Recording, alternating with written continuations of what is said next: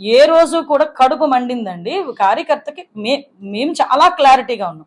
కార్యకర్తకి నిజంగా చాలా బాధ అనిపించింది. ఎందుకంటే గౌరవ్ చంద్రబాబు నాయుడు గారు లాంటి వ్యక్తి గురించి ఈ రోజు ఫస్ట్ టైం మాట్లాడింది కాదు ఆయన.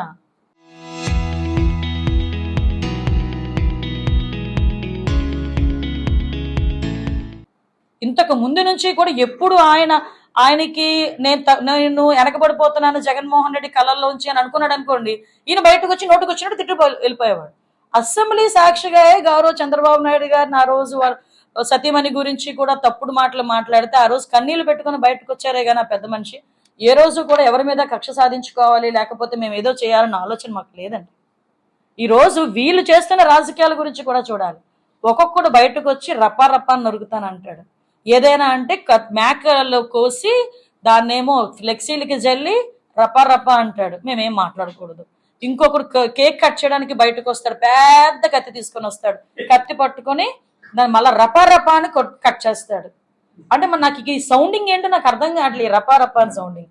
నేను ఎందుకు మాట్లాడుతున్నానంటే ఇక్కడ మీరు కూడా ప్రజలందరూ కూడా విజ్ఞులైన ప్రజలు కానీ మీకులాంటి వాళ్ళు కానీ ఒకసారి ఆలోచన చేయాలి. మొన్న రీసెంట్ గా అనంతపురంలోని సింగనమల కాన్స్టిట్యున్సీలో ఒక హత్య జరిగింది. ఒక పిన్నిని కొడుకుని అంటే ఏదో ఫ్యామిలీ రిలేషన్స్. వాడు ఏకంగా గాంజా మత్తులోనో లేకపోతే సారా మత్తులో ఉన్నాడో ఏ మత్తులో ఉన్నాడో వాడికి చంపి అది తల పట్టుకొని రప్పా రప్పమని స్టేషన్కి వెళ్ళి నేను లొంగుతానని చెప్పి మాట్లాడే పరిస్థితికి వచ్చాడంటే ఆ వర్డ్ ఎంత కొంతమందిలో క్రిమినల్స్ ఎంత ఇంపాక్ట్ గురి చేస్తుందో మనం కూడా ఆలోచన చేయాలి. ఈ రోజు నీ కార్యకర్త నోటి నుంచి అలాంటి పదాలు వస్తే అంటే తప్పేంటి అనే మాట్లాడే పరిస్థితి. ఇదే పరిస్థితి మొన్న రీసెంట్గా మీరు నమ్మరు, జోగి రమేష్ గారి ఇంటి మీద ఆ రోజు కొంతమంది వెళ్ళి ఇబ్బంది పెట్టారని వెంటనే కేసులు ఫైల్ చేసుకున్నాం. ఈ రోజు ఎక్కడ కూడా ఏమండి అతను జగన్మోహన్ రెడ్డి సతీమణి భారతి గారి గురించి తప్పుడుగా మాట్లాడాడని మా కార్యకర్త మీద కేసులు పెట్టి జైలుకి పంపించిన సందర్భం గుర్తులేదా? ఈరోజు మా నాయకుడికి నిబద్ధత ఉంది. హత్యా ప్రయత్నాలు హత్యలు చేసే సంస్కృతి మాది కాదు, ఆ బ్లడ్ కూడా మాది కాదు. అలాంటి పరిస్థితులు ఏదైనా ఉంటే లా అండ్ ఆర్డర్ విషయంలోని చాలా స్ట్రిక్ట్ గా పనిచేసే వ్యక్తి గౌరవ్ చంద్రబాబు నాయుడు గారు. ఏంటి ఇక్కడ ఉన్న ప్రతి ఒక్కరికి తెలుసు ఫ్యాక్షనిజాన్ని ఎవరండి అంతం చేశారు? చంద్రబాబు నాయుడు గారు కాదా? నక్సలిజాన్ని కంట్రోల్ చేసింది ఎవరండి? చంద్రబాబు నాయుడు గారు కాదా? ఆ రోజు మత కల్లోలాలు హైదరాబాద్ లాంటి సిటీస్ లో మత కల్లోలాలు వచ్చి ఎప్పుడు కర్ఫ్యూ ఉంటుందో ఎప్పుడు 144 సెక్షన్ ఉంటుందో తెలియని పరిస్థితిలో ఆ రోజు కంట్రోల్ చేసింది ఎవరండి? గౌరవ ముఖ్యమంత్రి గారు కాదా? అంటే అంతమందిని కంట్రోల్ చేసిన వ్యక్తులు ఈ రోజు మేము కంట్రోల్ చేయలేమా వీళ్ళని? బట్ కంట్రోల్ చేస్తున్నాం, కంపల్సరీగా కంట్రోల్ చేస్తాం. ఇటువంటి వ్యక్తులు అందరి మీద కూడా చర్యలు ఉంటాయి. కంట్రోల్ చేయగలిగే కెపాసిటీ కూడా ఉంది గౌరవ ముఖ్యమంత్రి గారి దగ్గర. ఈ రోజు మేము అందరం కూడా ఎన్డీఏ కూటమి అందరం కూడా కలిసికట్టుగా పనిచేస్తున్నాం. ఈరోజు ఒక పక్క నుంచి అభివృద్ధి, ఒక పక్క నుంచి సంక్షేమం, రెండు కూడా ముందుకెళ్తూ పరిశ్రమలు ఎన్నో పరిశ్రమలు వచ్చి ఉపాధి అవకాశాలు ముందుకు రావాలని చెప్పి ముందుకెళ్తున్నాం. ఇలాంటి వాటి మీద వచ్చి ఈ రోజు దేశంలోనే అత్యధికంగా పెట్టుబడులు వచ్చిన రాష్ట్రం ఏదైనా ఉందంటే అది ఆంధ్రప్రదేశ్. బందోబస్తు ఇవ్వాలో ఆ రకమైన బందోబస్తు ఇస్తాం. లేదు 10,000 మందితో నేను మీటింగ్ పెట్టుకుంటాను పర్మిషన్ ఇవ్వండి అంటే డెఫినెట్ గా ఇస్తాం. లేదు 20,000 మందితో మీటింగ్ పెట్టుకుంటామంటే దానికి తగ్గట్టుగానే బందోబస్తు ఇస్తాము. లేదు ఈ రోజు పలానా పర్పస్ ఉంది, ఎక్స్ సీఎం వెళ్తున్నాడు, వెళ్ళేటప్పుడు మాకు ఇంత బందోబస్తు ఇవ్వండి అని చెప్తే పర్మిషన్ బేస్ చేసుకొని ఎన్ని వెహికల్స్ వెళ్తున్నాయి, ఎంతమంది వస్తారు, దానికి తగ్గట్టుగా ఎంత బందోబస్తు ఇవ్వాలనేది మాకు ముందు ఒక ప్రీ ప్లాన్ ఉంటుంది. ముందుగా పర్మిషన్లు పెట్టరు, ముందుగా పర్మిషన్స్ ఎట్టి పరిస్థితుల్లోనే పెట్టరు. పర్మిషన్ పెట్టండి అని అడిగితే వాళ్ళ దగ్గర నుంచి వచ్చే సమాధానం ఏంటో తెలుసా? మేము వెళ్తున్నామండి, మీకు ఇన్ఫర్మేషన్ ఇస్తున్నాము, వాళ్ళు ఎవరెవరు వస్తారో మాకు సంబంధం లేదు, వస్తే మేము కాదనలేం కదా. అంటే మీ ఉద్దేశం ఏంటి? మీరు ఇంటర్నల్ గా మొబిలైజ్ చేసుకుంటారు, మీ ఇంటర్నల్ గ్రూప్స్ లో మెసేజ్లు పెట్టుకుంటారు, పలానా పాయింట్కి ఇంతమంది రావాలి, పలానా గ్రామం నుంచి ఇంతమంది రావాలని టార్గెట్లు పెట్టుకుంటారు. ఆ విషయాలన్నీ మాకు తెలిసి మేము దానికి తగ్గట్టు కూడా ఆ పైన హైవే మీద ట్రాఫిక్ జామ్ అవుతూ సామాన్య ప్రజలు ఇబ్బంది పడతారని ముందుగానే మేము పోలీసుల్ని కూడా ఏర్పాటు చేసుకుని బందోబస్తు ఏర్పాట్లు చేసుకుని సామాన్య ప్రజలకు ఇబ్బంది కలగకుండా చేయడానికి మేము ప్రయత్నం చేస్తూ కొన్ని చోట్ల ఈ వెహికల్స్ మీద వచ్చే వాళ్ళు అడ్డదిడ్డంగా వచ్చేటప్పుడు కొన్ని ఇబ్బందులు ఎదురవుతాయని వాళ్ళని ఆపే ప్రయత్నం కనుక పోలీసులు చేస్తే పోలీసుల మీద తిరగబడతారు. అక్కడ కూర్చొని పోలీసులు మమ్మల్ని అడ్డుకున్నారని చెప్పి వాళ్ళ తాలూకా సొంత ఛానల్లోని వేసుకుంటారు. లేకపోతే ఇంకొక ఛానల్లో తీసుకుంటారు. ఇంత టైం నుంచి ఇంత టైం పట్టింది, అంత జనసందోహం ఉన్నారని చెప్పి లేనిపోని కవరింగ్లు ఇచ్చుకోవడానికి చూస్తారు. నేనేమంటానంటే ఎప్పుడో వారానికి ఒక్కసారి బెంగళూరు నుంచి బయటకు వచ్చి 1 రోజు 2 రోజుల్లో విధ్వంసం సృష్టించేసి, లేకపోతే నోటుకొచ్చినట్టు ఏదో ఒకటి మాట్లాడేసి బయటకు వచ్చి ప్రజల మధ్యలోని ప్రదర్శనలు చేసేసి వెళ్ళిపోతే రాజకీయం కాదు జగన్మోహన్ రెడ్డి. నేను ఎందుకు ఈ మాట చెప్తున్నానంటే, నిన్న మీరు అబ్జర్వ్ చేస్తే అంబటి రాంబాబు ఇంటికి పరామర్శకి వెళ్ళాడు. అంబటి రాంబాబు ఇంటికి పరామర్శకి వెళ్ళారు ఇతను అంటేనే అతని తాలూకా క్రిమినల్ ఐడియాలజీ ఎలా ఉంటుందో ప్రజలు కూడా అర్థం చేసుకోవచ్చు. అంబటి రాంబాబు ఏమీ ఫ్రీడమ్ ఫైటర్ ఏం కాదు, లేకపోతే అక్కడ ఏదో ప్రజల గురించి పోరాటం చేసి జైలుకి వెళ్ళిన మనిషి ఏమీ కాదు. అఫ్ కోర్స్ నీ తాలూకా లీడరు, నువ్వు పెంచి పోషించిన ఒక బూతులు తిట్టడానికి ఒకరిని పెంచి పోషించుకున్న ఒక లీడర్ అంబటి రాంబాబు అన్న వ్యక్తి.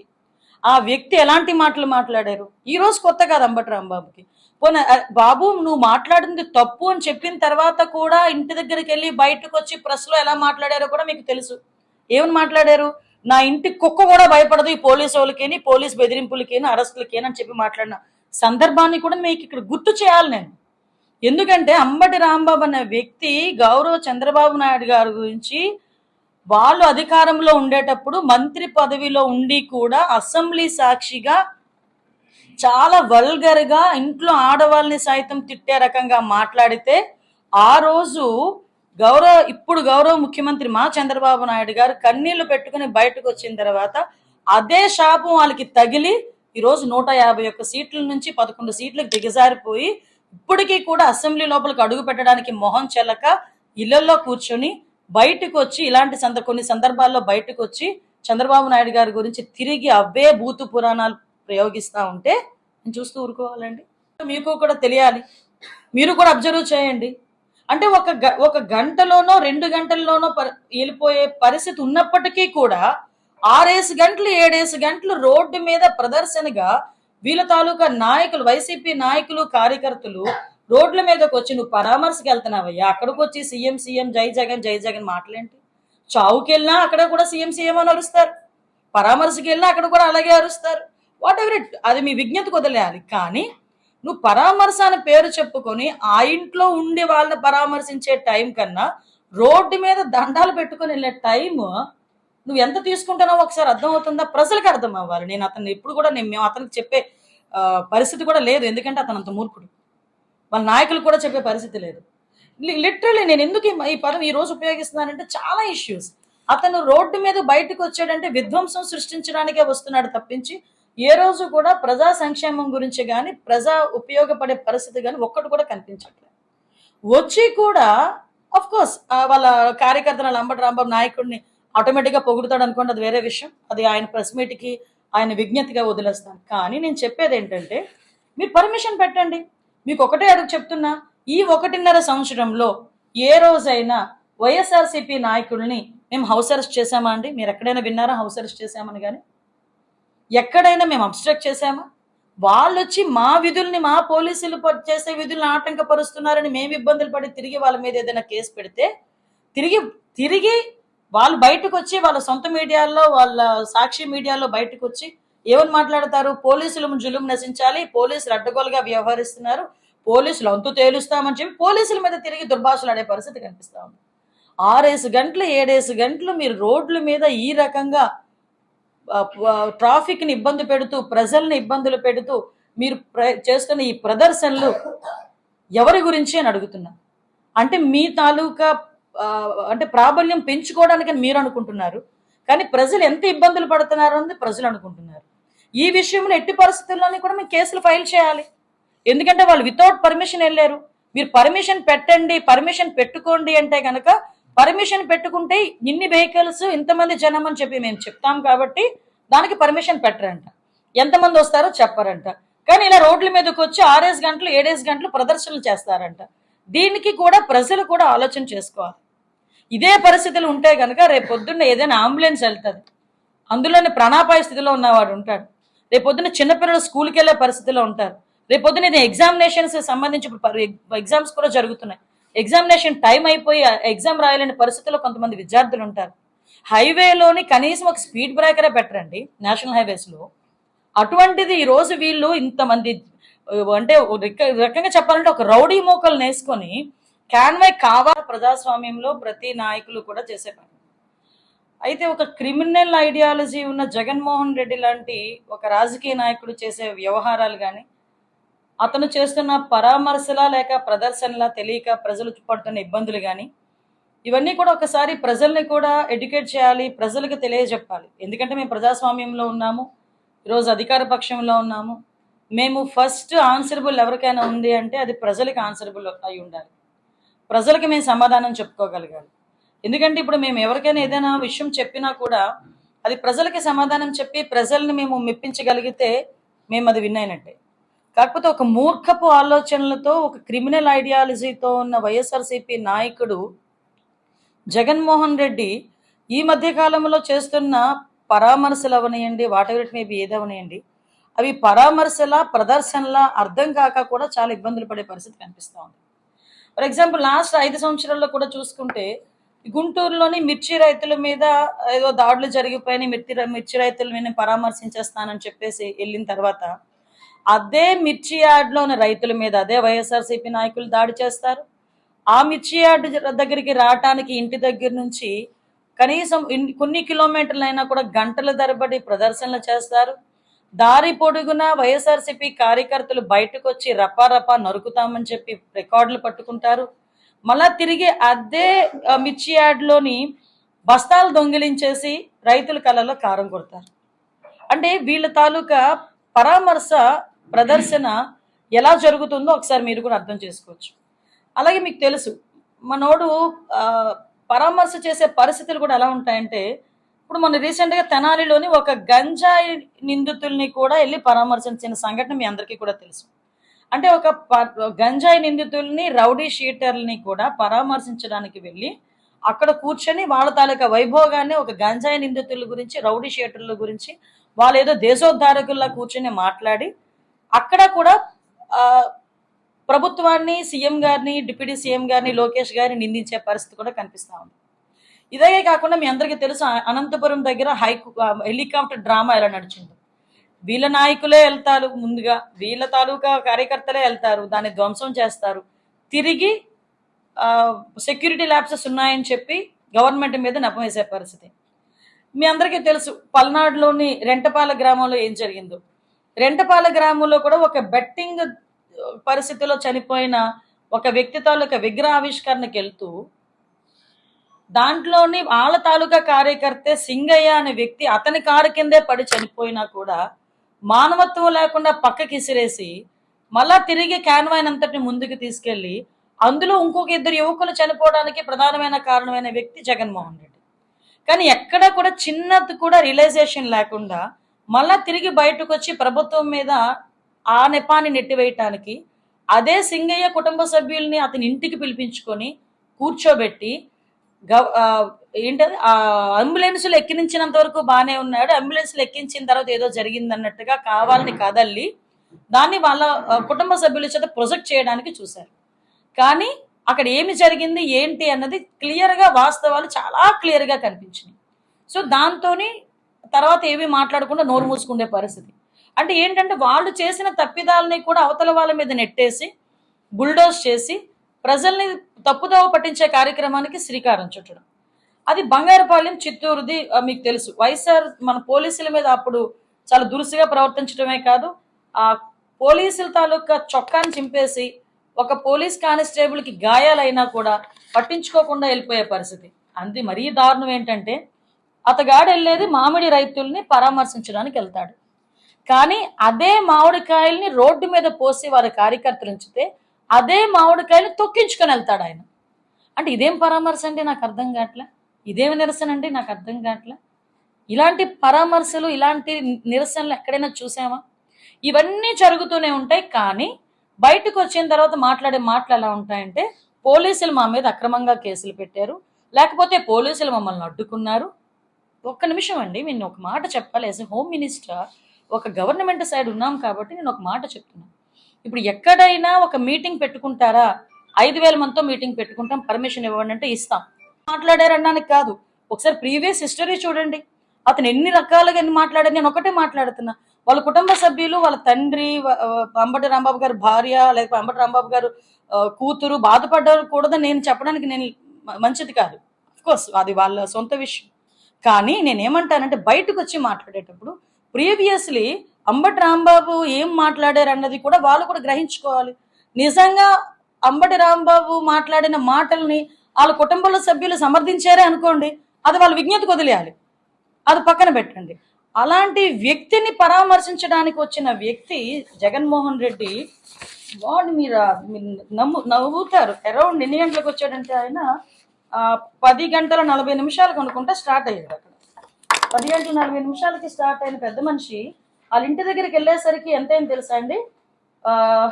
4:40 అంటే 4:45, 5:15. ఉదయం తాడేపల్లి రెసిడెన్సీ నుంచి అంబటి రాంబాబు రెసిడెన్సీకి వెళ్ళడానికి నాకు తెలిసి 27 కిలోమీటర్లు అనుకుంటా. నడుచుకు వెళ్ళిపోయినా కూడా 3 గంటలు వెళ్ళిపోతారు. ఎవడో వెళ్ళేటప్పుడైనా 3 గంటలు వెళ్ళిపోతారు. అంటే ఒక రెసిడెన్స్ అంబటి రాంబాబు తాడేపల్లి అతని ఇంటి దగ్గర నుంచి 10:40 స్టార్ట్ అయిన వ్యక్తి అక్కడికి చేరుకునేసరికి 5:15. మళ్ళీ అక్కడ వాళ్ళతో మాట్లాడి ప్రెస్లో మాట్లాడి బయటకు వచ్చేసరికి 6:15 నుంచి మళ్ళీ తిరిగి ఇంటికి వెళ్ళేటప్పటికి ఎంత టైంలో వెళ్ళిపోయాడు తెలుసా? జస్ట్ అరగంట నుంచి 45 నిమిషాలు వెళ్ళిపోయాడు. అంటే ఓవరాల్గా 7:10 కల్లా తాడేపల్లి ఇంటికి వెళ్ళిపోయాడు. అంటే ఇప్పుడు మీరు ఒకసారి కనుక చూస్తే 10:40 స్టార్ట్ అయిన ఒక ఈ జగన్మోహన్ రెడ్డి ప్రదర్శన, ఇట్స్ నాట్ ఏ పరామర్శ, జస్ట్ లైక్ ప్రదర్శన. ఈ ప్రదర్శన 4:45.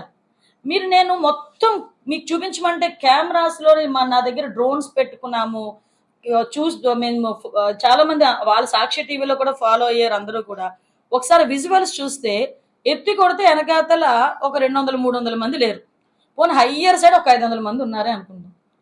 మాకు ముందు ట్రాఫిక్ ఉంది. నేను కంటిన్యూగా ట్రాఫిక్స్ చాలా ఇబ్బంది పడుతున్నారు, పిల్లలు ఇబ్బంది పడుతున్నారు, అంబులెన్స్లు వెళ్ళే వాళ్ళు ఇబ్బందులు పడుతున్నారు, ఆఫీసు నుంచి బయటకు వచ్చే వాళ్ళు ఇబ్బందులు పడుతున్నారు అని చెప్పి మాకు ఇన్ఫర్మేషన్ వస్తే కొంచెం మా పోలీసులు వెళ్ళి రిక్వెస్ట్ చేశారు, సార్ ముందు క్లియర్గా ఉంది రోడ్డు, దయచేసి కొంచెం ఫాస్ట్ మూమెంట్ ఇవ్వండి, మీరు కొంచెం తొందరగా వెళ్ళండి అంటే కావాలని అతను కేవలం అతని తాలూకా ప్రదర్శన చేసుకోవటానికి 6 గంటలు 7 గంటలు రోడ్డు మీద హైవేల మీద అబ్స్ట్రక్ట్ చేస్తే మేము తిరిగి ఒక కేసు పెట్టకూడదా అండి? మళ్ళీ మేము కేసు పెడితే ఏమంటారండి?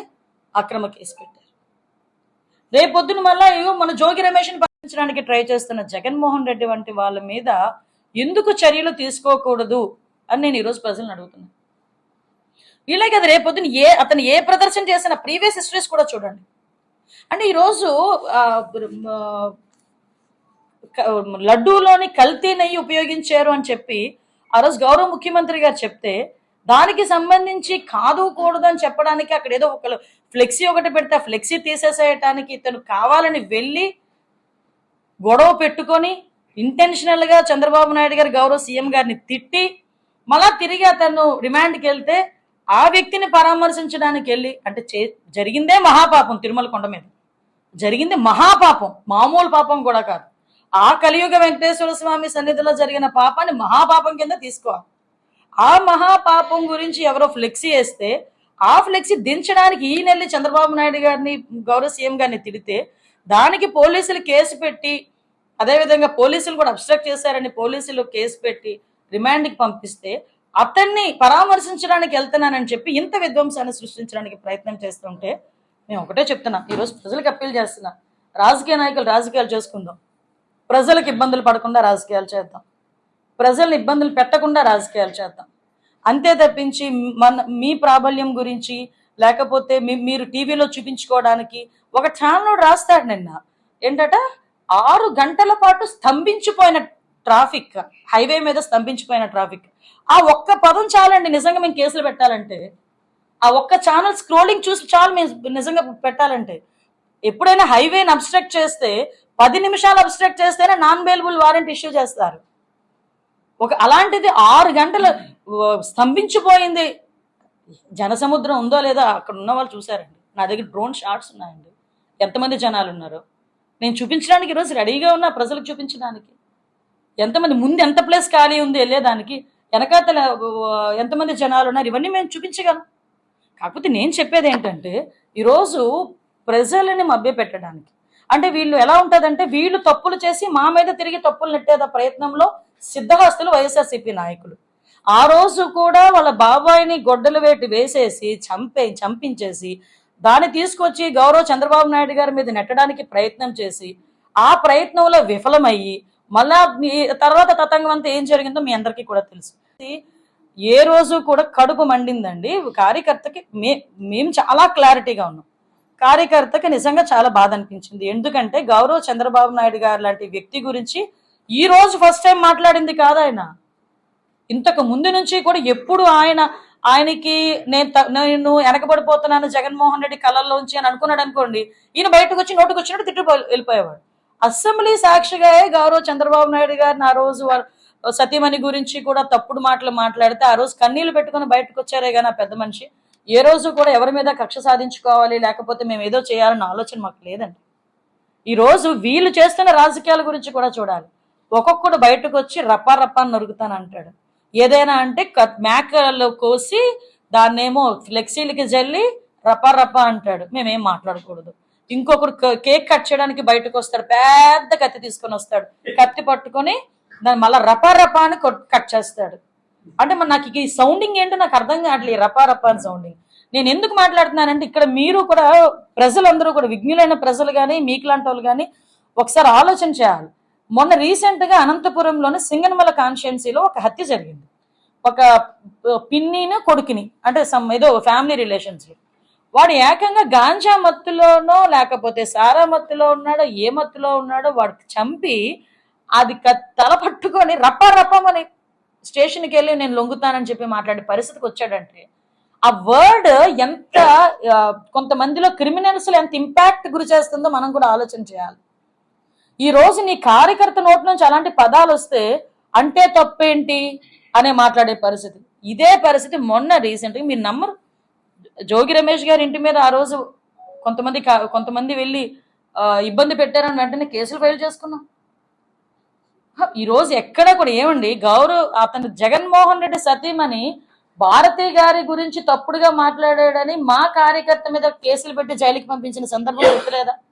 ఈరోజు మా నాయకుడికి నిబద్ధత ఉంది. హత్యా ప్రయత్నాలు హత్యలు చేసే సంస్కృతి మాది కాదు, ఆ బ్లడ్ కూడా మాది కాదు. అలాంటి పరిస్థితులు ఏదైనా ఉంటే లా అండ్ ఆర్డర్ విషయంలోని చాలా స్ట్రిక్ట్ గా పనిచేసే వ్యక్తి గౌరవ చంద్రబాబు నాయుడు గారు.